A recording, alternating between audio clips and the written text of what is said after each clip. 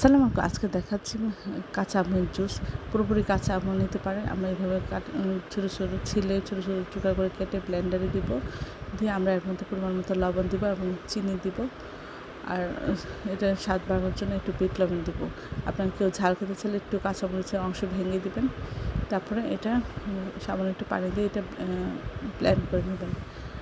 ভালো করে ব্লেন্ড করে নিয়ে এটা আমরা এখন বিট লবণ দিচ্ছি।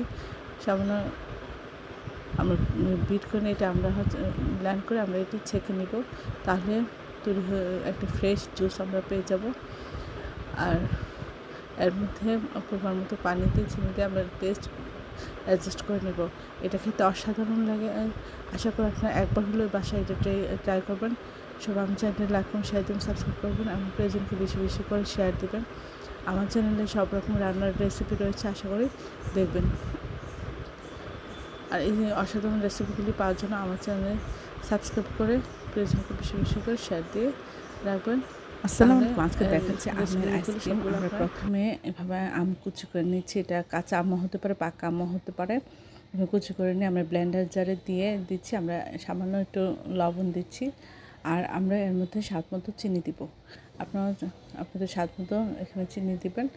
আর দিয়ে আমরা সামান্য পানি দিয়ে আমরা এটা ব্লেন্ডার করে নেব।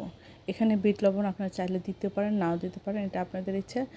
সব কিছু দিয়ে আমরা সামান্য পানি দিয়ে আমরা এটা ব্লেন্ড করে ছেঁকে নেব।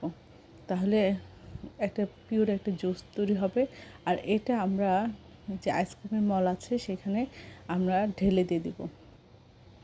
এই যে এখন রেডি হয়ে গেল এটা ইয়াতে আইসক্রিমের মলে ঢেলে দেওয়ার জন্য।